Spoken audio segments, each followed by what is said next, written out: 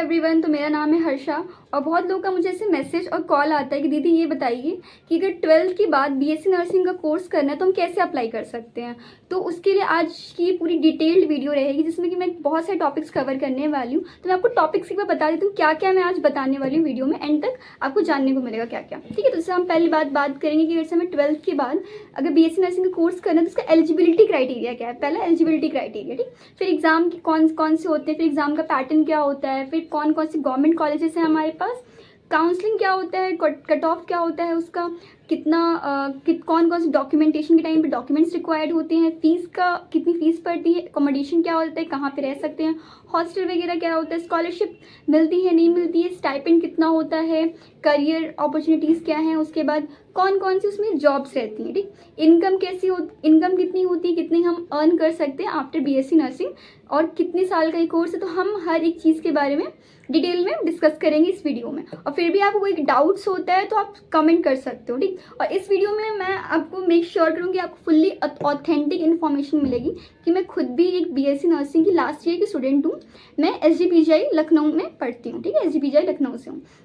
सबसे पहले बात कर लेते हैं नंबर 1, एलिजिबिलिटी। कौन कौन इसके लिए, इस कोर्स के लिए कौन कौन अप्लाई कर सकता है, ठीक। तो ये कोर्स के लिए अप्लाई करने का मिनिमम एज 17 ईयर्स होता है। आपने 12th करी होनी चाहिए, 12th साइंस स्ट्रीम से करी होनी चाहिए, मतलब आपका सब्जेक्ट होना चाहिए फिजिक्स, केमिस्ट्री, बायोलॉजी और साथ ही साथ में इंग्लिश, ठीक। आपका उसमें परसेंटेज कितना होना चाहिए, तो जनरल कैटेगरी के लिए होता है 45%, अदर कैटेगरी जैसे एससी ओबीसी के लिए होता है ये 40%। इतना आपको मिनिमम सिक्योर करा होना चाहिए और पास होने चाहिए आप, ठीक। नेक्स्ट आता है हमारे कौन कौन से आप एग्जाम्स दे सकते हो जिसके थ्रू आप बीएससी नर्सिंग के कॉलेजेस में जा सकते हो, ठीक।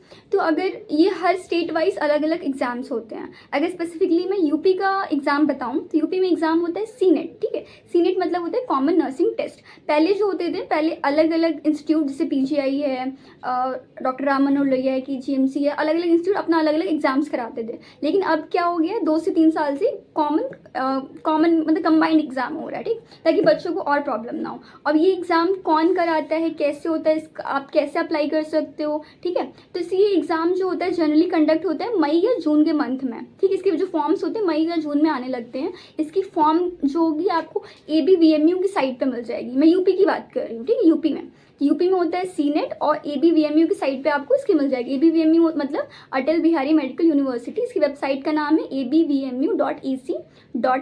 अगर आपको अदर स्टेट्स के जानने हैं तो आप मुझे कमेंट कर सकते हो। जैसे अगर आपको एम्स का जानना है, ठीक है, तो एम्स अपना एग्जाम अलग से कंडक्ट कराता है। एम्स नर्सिंग के लिए एग्जाम अलग से कंडक्ट कराता है जिसमें कि उनके एग्ज़ाम अलग होते हैं। इसी तरीके से अगर राजस्थान की बात करें या अदर स्टेट, बिहार की बात करें, छत्तीसगढ़ की बात करें, तो सारे स्टेट अपने अपनी कॉमन नर्सिंग एग्ज़ाम्स अलग तरीके से कराते हैं, ठीक। मैं स्पेसिफिकली यूपी का आपको बता रही हूँ। इसके बाद हम बात करते हैं कि कौन कौन से एग्ज़ाम का पैटर्न क्या होता है। तो एग्ज़ाम का जो पैटर्न होता है इसमें आपके 5 सब्जेक्ट्स पूछे जाते हैं, जिसमें कि आपका 12th लेवल तक का फिज़िक्स, केमिस्ट्री, बायोलॉजी, इंग्लिश और जीके आता है, ठीक। और क्वेश्चन का जो लेवल होता है ये ऑफकोर्स पहले थोड़ा इजी हुआ करता था, लेकिन अभी कंपटीशन बढ़ गया है तो थोड़ा पेपर का लेवल ठीक ठाक होता है।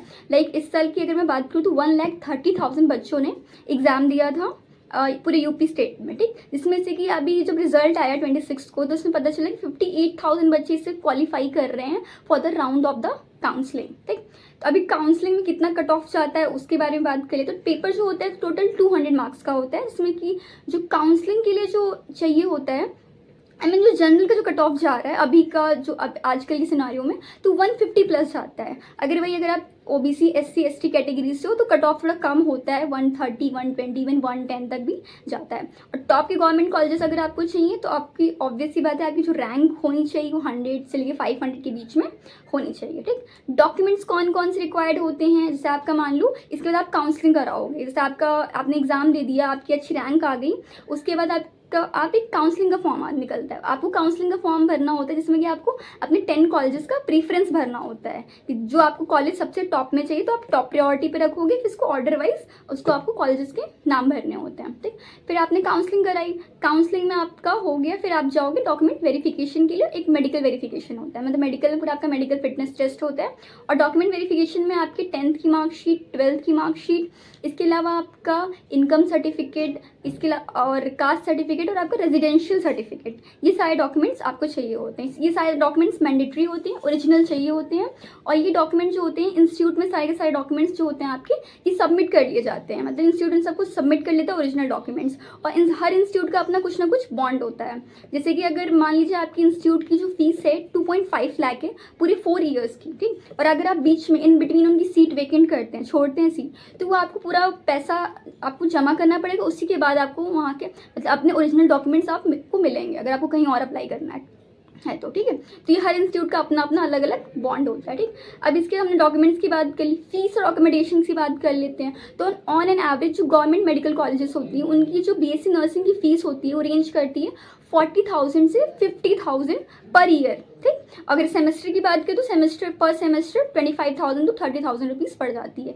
एकोमोडेशन बहुत ज़्यादा एकोमोडेशन का चार्जेस नहीं पड़ते हैं, लेकिन हर इंस्टीट्यूट टू इंस्टीट्यूट वेरी करते हैं, ठीक। अगर मैं SGPGI लखनऊ की बात करूँ तो इसका एकोमोडेशन का चार्ज 6,000 है फॉर 1 ईयर, ठीक। अगर एम्स नर्सिंग की बात करें तो एम्स की फ़ीस बहुत ही कम होती है, इससे बहुत ज़्यादा कम होती है, ठीक। उसके लिए आप कमेंट करोगे तो मैं बताऊँगी कितनी होती है, ठीक। इसके बाद हमने फ़ीस की बात कर ली, एकोमोडेशंस की बात कर ली। इसके बाद हम बात करते हैं क्या स्कॉलरशिप मिलती है, स्टाइपेंड मिलती है। हाँ, तो हर जो स्टेट होता है अपने बच्चों को कुछ ना कुछ स्कॉलरशिप प्रोवाइड करता है।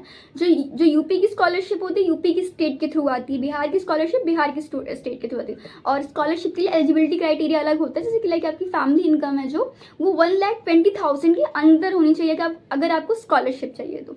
स्टाइपेंड इसके बाद बात करते हैं क्या स्टाइपेंड मिलता है नहीं मिलता है। तो एम्स में स्टाइपेंड मिलता है। एम्स में स्टाइपेंड क्राइटेरिया जो बीएससी नर्सिंग की लास्ट 6 मंथ्स होते हैं इंटर्नशिप के, उसमें 13,500 13,500 का स्टाइपेंड का क्राइटेरिया होता है, ठीक। इसके बाद में लेकिन हर कॉलेजेस में स्टाइपेंड नहीं, ज़रूरी नहीं मिले, ठीक है। ये डिपेंड करता है कॉलेज टू कॉलेज, और ये भी डिपेंड करता है कि सेंट्रल गवर्नमेंट की यूनिवर्सिटी कॉलेज है, सेंट्रल गवर्नमेंट के थ्रू है, प्राइवेट है या क्या है, ठीक। इस पर डिपेंड करता है। इसके बाद हम बात करते हैं करियर अपॉर्चुनिटीज़ की, कि चलो आपने अब 4 साल का बीएससी नर्सिंग का कोर्स तो कर लिया, अब उसके बाद आप क्या क्या कहाँ जा सकते हो, कौन कौन से एग्जाम दे सकते हो। तो जो मोस्ट फेमस एग्जाम है बीएससी नर्सिंग के छात्रों के बीच में, वो सबसे पहला एग्जाम हमारा आता है नॉर्सेट का।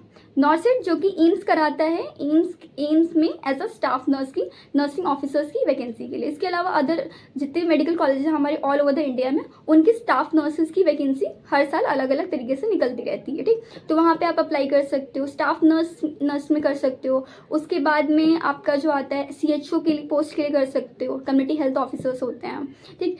ये मेरिट के बेसिस पे होते हैं, मतलब हर चीज़ का पैटर्न अलग अलग है CHO की पोस्ट के लिए। फिर आप मिलिट्री नर्सिंग सर्विसेज भी होती हैं, मिलिट्री नर्सिंग सर्विसेज में जा सकते हो।